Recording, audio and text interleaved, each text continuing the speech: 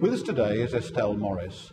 Estelle was a teacher, then she was an MP. Eventually she was Secretary of State for Education, a job she famously gave up in 2002, saying that she wasn't up to it. And next she became Minister for the Arts. And in that job she announced that she'd be standing down at the next Parliament. I've always seen Estelle as a teacher. I mean, is that fair, Estelle? Have you really always been a teacher, even though you became a politician? I suppose so, if you think of a set of skills. But strangely, I've seen lots of other people I think have always been teachers, even though they've never been in a classroom or trained as a teacher. So I think there's some skills you develop as a teacher which you don't actually lose. Yeah. And I think that's been for the good. And how many years did you teach? 18, 74 to 92. And you enjoyed it? Yes, but there were ups and downs. Yeah. I mean, if you asked me if I came home exhilaratedly happy every single day, the answer was no. I can remember some tough classes I had, particularly as a younger teacher. But if I enjoyed it as a career, I did very, very much indeed. Do you think you were good at it? Yes, I was okay. I mean, people say you were good at it. I hope so. Do you think you were? I suppose I was like most people. On a really, really good day, I was pretty good. I had my bad days, and for most of the time, I think I did a reasonable job. So, when you were teaching, what sort of job did you do? I mean, were you a head of department or...? Well, I did something which I wouldn't advise anybody else to do, and that's I went to Sydney Stringers School in the city of Coventry as a probationary teacher, as it was called in those days, and I never left. By the time I finished, I was head of sixth form, so I had responsibility for pastoral and curriculum together, and that's what I really liked, because I always thought it was a bit of a false split between pastoral and curriculum responsibilities. So why did you go into politics then? Because you were enjoying teaching, so why go into politics? I always wanted to. I came from a political family, so politics had Who was in politics? Your father and your a lot of them, to tell you the truth. But Mum and Dad met in the Labour League of Youth, which was the equivalent of the Young Socialists. And my dad's brother, who also became an MP, met my mum's best friend. So the two boys went to the League of Youth, the two girls did, and made two marriages of it and two MPs out of it. But I always used to say to myself that if I lived to be old and I'd look back on my life and I'd not got to be an MP, but I'd tried, I could have lived with it. If I'd never tried, I would have felt I'd let myself down. It was the thing I wanted to do. There's no doubt about it. And did you dream of a position of power and authority one day, that you might be in charge of something, be able to do something about the education system, or did you enter as an MP? No, the ambition was to, remember there's a fault in that, the ambition was to be a Member of Parliament, and that if I thought if I could get to that, I'd have achieved all I ever wanted to do. So modest ambitions? It didn't seem modest at the time, Ted. It seemed quite a big thing, but the truth is, the minute you get there, is that human nature. If you look around, you think, hang on, I think I'm as good as the person who's got the ministerial job. So yeah, I think it's a good thing about human nature. You want to get on all the time. And you started off in opposition. So when it came up to the 1997 election, were you involved before that in the sort of thinking about education if Labour got into power? Yes, and it's from one of they were glorious days. They really... In what sense? Well, I was new in 92, so although we'd had the disappointment of losing, those of us who took seats from the Tories in 92 were protected. Because you had a thin majority, didn't you? I did. I won by 162 after one recount, so it was 166 before the recount. But already it was a bit like holding your breath. We never said to each other in opposition, look, next time we're going to make it, because we thought that in 92. And what was really interesting was the rest of the world were beginning to believe that Labour would be in power. So if we wanted to speak to anybody about anything to do with education, at that time we had ready access. And I was under David Plunkett's team. I love working with him. He's a great team leader, and he's a very generous boss. And they were just good days of policy development, very, very exciting. Now, when you actually became a minister, here was your chance. It was unusual, wasn't it, for a minister in education to have actually been a teacher as long as you've been a teacher. I mean, did you have any kind of particular classroom focus? What sort of ambitions did you have when you first came in? I think what I brought that was different to David or Stephen Byers was that I did know how the classroom worked, and I hoped that I had an ability to look at a policy that might be developed and actually say, come on, it doesn't quite work like that. So bringing the mechanisms of policy and vision together with practicalities was something only I could do, because only I'd had that experience. But I think there's perhaps something a bit bigger than that, is that I'd been determined I wanted to do my politics by being more outward looking than inward looking. Personally, as a learner, I'd much sooner talk to people to learn than to read tomes of books. It's just the nature of my learning. So did you think as a teacher? I mean, when you were thinking about policy and so yes, on, I did. Were you kind of imagining yourself back Yes, in the I classroom did. thinking, if somebody said this, how would I react? Absolutely. I'll tell you just a tiny example that's not quite that. A tiny example was I went in this big department, and you get a message and they say, we'll have a call all head teachers to a conference on September the 12th. I said, well, hang on, September the 12th. They'll have been back 5 days. They've got New Year 7s. They've got the new timetable to sort out. It's not the best time to actually get teachers. And there was no sense of the rhythm of the school year in the department. And I said to them, I said, you've got to have a big diary.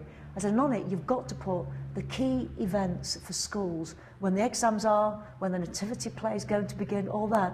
And what they didn't have and they couldn't have, but what I had, was, you know, that notion of the rhythm of the school year, and when you can get teachers at the best. You call a teachers' meeting, you know, even the 11th of December, and every teacher will know you're not going to get them at the best because they're absolutely weird. So, I mean, I wouldn't want to give the impression, Ted, that that's all I thought I could bring to politics, because I was a politician then and not a teacher, and I was very keen to make the break in the best sense of the word.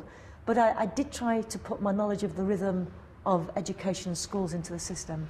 Now, what I found surprising, you see, was that having been a teacher, you were in government in that period that became very prescriptive. Yes. And in many ways, teachers like to be kind of proudly autonomous. They don't usually like politicians telling them what to do, and particularly not every few minutes, as happened in the Literacy and Numeracy House. So how did that come about? I never... It seemed very un-Estelle-like. Yeah, it wasn't in actual fact, but I'm prepared to say I'd changed my mind. I never, you know, if there are any doubts about anything I ever did in education, that's not one of them. But it does come from my own teaching experiences. And two things. When I taught, two examples. When I taught in the city, I did a GCSE class. And when I taught in the 70s and 80s, I used to look at my results every year. And I used to think whether my kids had done well or not well. And I used to think, have they done better than last year, my group last year, or worse than my group last year? And I suddenly realised I had no mechanism for comparing how I'd done as a teacher and my children had done, compared with children in similar circumstances elsewhere in the city or elsewhere in the country. And just two things. I realised how insular my teaching had been. But the second, and this is actually more important, I can remember my first tutor group, 3 Blue, way before years 7, 8 and 9, but current year 9. I was 22, it was 1974, multiracial in a city school. I had these 3 white boys in my class, I won't name them, 3 white boys in my class. I only say white because they were 3 of only 4 white boys in the class. They could barely read and write, Ted. Their literacy levels were so very low, and they were tiny little kids. They looked poor, if you know what I mean by that. I'd never been taught how to teach a child to read and write. I was a secondary trained teacher. And if I'm honest, and what I'm really ashamed about and worry about, is from when those 3 lads came to our school at 11, and we were a good school, till when they left at 16, I don't think their ability to read and write improved. And what I learned was that they just got disadvantage on disadvantage, and I'd gone into teaching to get rid of disadvantage. So I realised that the literacy and numeracy teaching just had to be better in primary school. But that's an argument for having literacy and numeracy teaching. But the point I was making was, as a teacher, if some government officer at that time had come along to you and said, you've got to start your lesson with 15 minutes of this, and then when you finished, 15 minutes of that, and then 20 minutes of something else, and finish up with 10 minutes. I mean, wouldn't you have said, hold on a minute, I'm here with these people, I know these children. Why are you telling me to do this? I've never ever pretended, this is really interesting, and I'll never know, I've never pretended that I wouldn't have reacted if I'd have been a teacher as teachers react. Well, you're rotter then if you didn't think back to it. No, but I did think that, but the perceptions, you know, what had happened to me, you know, I had left, that wasn't my job. I'd had the opportunity to reflect, to look at other practice, to look at evidence. And I tell you what I might have said to the person who came into the classroom to that, thank God, for the first time someone's coming along and offering me professional development, because no one did that while I was a teacher, actually time out to be trained. Thank God you're respecting my professionalism by showing me evidence of what works elsewhere, And just as if I was a doctor or any other profession, I could base my own work on that evidence. But then wouldn't you have said, and I hope I've got the option to do other things instead, rather than this yes, kind of heavy leaning on teachers that happened at that time? I know what you feel about this. And I think I'd have moaned, but I think what I always knew, and I think the good politician always has the medium and long term in view. I knew as the politician that there would be a time when that's exactly what teachers would do. They would actually say, okay, we've done the literacy strategy, we've taken from it what is good, we're now going to mould it to our own. But I tell you what my worry was, and I think I was right about this. If we'd have said to the teachers, look, there's all this money to train you, and there's this evidence-based best practice, but we respect your professionalism, and it's up to you whether you do it or not. I know who'd have said they'd have done it and tried it, it'd have been the best teachers, because good teachers do that. The ones who wouldn't would have been the bad teachers, and whether we like it or not, there are some bad teachers around. And we had to have a mechanism for making every single teacher get trained in best practice literacy and numeracy. Now, what about the thorny issue of selection? Because actually this was supposed to be a Labour biggie, wasn't it? Labour had been opposed to selection. David Blunkett said, read my lips, no more selection, and so on. And then apparently nothing happened. Do you think that was a cop-out? Yes. I mean, I think there's two arguments, and politics is about competing demands. I think this was the choice. The danger was, had we taken grammar schools on, that we would have got bogged down in a Daily Mail, Daily Telegraph, Sunday Times kerfuffle about selection from 97 till 2001. I do feel bad about that, but it's the nature of political decision. I know the decision was right, but I grant you there were consequences for those who wanted to get rid of selection. Well, let's move on to when you became a cabinet minister. I mean, was it a big move up, going to be in the cabinet instead of being minister for schools? And then, of course, your political opponent started throwing at you, well, she failed her A-levels, and she's in the lap of the unions. How did you react to all that? I never minded the A-level thing. I did fail my A-levels. I mean... Why do you think you failed them, by the way? I mean, you're a bright person.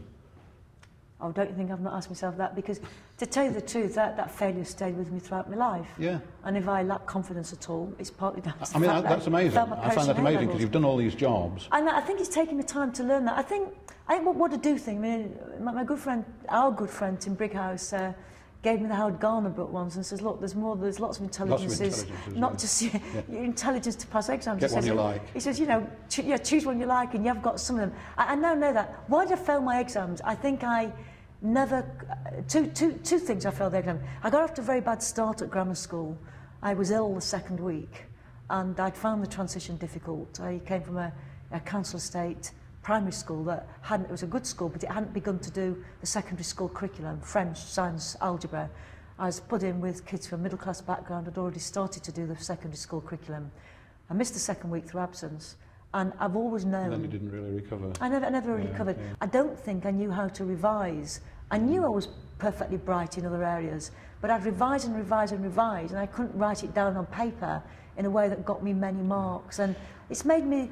Just to say this, Ted, because I think it's important for anyone listening, whatever strengths I've got, they're also because I failed my A-levels. Yeah. It's not just a one-way street. Yeah, as well. Yeah. Now, what about when you actually occupied this very high-profile office? Because, of course, one of the things that happens is you're more in the eye of the Prime Minister. Yeah. And one concern that many people have is that under Tony Blair, there's been a much stronger central direction from the Prime Minister's own office. And indeed, as Secretary of State, Andrew Adonis was the first person, I understand, to visit you the morning that you started your job in the department. Was that a tension? I mean, didn't you describe him as a necessary evil at one stage? No, I think it wasn't evil, because I don't think Andrew's evil. It was... It's something like a necessary aggravation, I think. It was slightly less than that. What you have to remember is, if you're Prime Minister, you need somebody who does the liaison between you and the departments. Because, Prime Minister is our leader, he's our Prime Minister, and he's entitled and needs and must actually take an interest.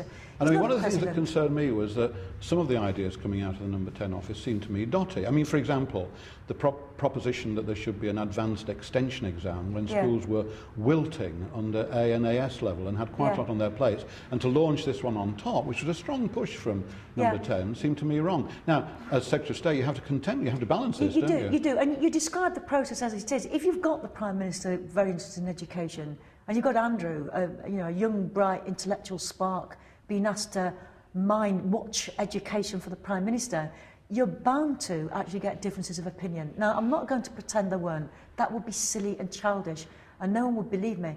So there were times when number 10 would want to do things we didn't. And then it's a bit like if the head teacher wants you to do something, you're head of the humanities faculty, and you don't. And it's that process. But did you say get lost? Yeah, sometimes. Yeah. Sometimes you say, I mean, what you say to an advisor, not just Andrew, you say, if that's what the Prime Minister wants to do, I'll discuss it with the Prime Minister, thank you very much. And then you tell him to get lost? No, because what that does, it sifts out whether the Prime Minister wanted it or the advisor wanted it. Right. And it's a Well, great supposing the Prime process. Minister wanted it and you didn't you go want and have it. a chat. You go and have a chat, and you come to a compromise. I can think of lots of ideas that are better because lots of policies that are better because initially there was a tension in ideas. If you're asking, was it a problem? It wasn't a problem, but I think every Secretary of State has known, or every private office has known, every Secretary of State come back and say, damn it, you know, I've now got to do this, Was it not a that, problem because you are an easy person to work with and you would, if necessary, give ground? Or was it that in the end you were on the same wavelength anyway? But I don't think I give ground. I think that I think those who know me and work with me will know that I can get my own way. But I don't do it by shouting. I take my time. And this, you asked me to begin with whether there was still in me a bit that was a teacher. And every teacher knows that what you do when you want your own way is you let the child think it was their idea in the first place. Now, that lesson serves you throughout life. And I want to ask you who you're referring to. No, but if you can, what's wrong with doing politics in a way that makes those who opposed you not feel they've been battered into submission? Now, there are those who think I was weak because I don't go and push and shout. And I have to live with that, and that's their judgment. But I don't like their style of politics. And I mean, one of the things I'm really strong about is I was going to do the politics my way. I was going to run that department in my style with an open door, with people welcome to come in, with no official, whatever level, be frightened to say what they wanted. Now, if macho men, and I'm sorry it is men, round the rest of Whitehall, good guys around. There are some, but women don't tend to do their politics that way. If that becomes a sign of political weakness, and I know it did, I know people said that, maybe that's a reflection on the way we do politics. Now, I know you don't like talking about this, but then things went wrong. Yeah. And I thought during that time, you looked absolutely terrible on television. You were really suffering. You know, you were upset, the exams had gone amiss, and it clearly showed. I thought that was a strength of yours, actually, that you're a real person. But obviously it was a very difficult time for you. What do you think about it now in reflection when you look back? If you think of life, it's a 3 months. I mean, I went on holiday, and while I was on holiday, the criminal CRB... teachers getting police clearance, yeah. All that, if you remember... And that wasn't yours, was it? I mean, that was really the Home Office. No, I'm not going to say, sort of getting rid of responsibility, but the truth was, when I got back from Australia on holiday, the kerfuffle had already begun, and I remember the first thing I was told was, look, we've got a school in Leicester, I think it was Moat, who can't start tomorrow morning because they haven't got checked teachers. I just got back from holiday. I said, when can they be checked by? At that point, that was Thursday, I was told every school will be checked by Monday.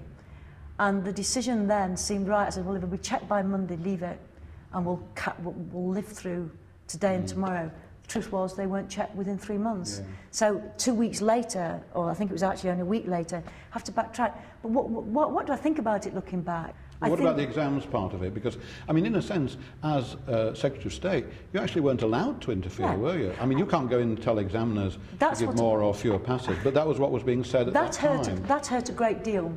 That hurt a great deal because the notion that, the notion that that any one of us would have gone to an examiner and said, mark it this way, mark them hard, this is the logic, mark them hard so that they'll fail, so that the government can claim they're being tough on standards, was so bizarre. And you have this surreal thing where you think, well, no one serious can think that, so you ignore it.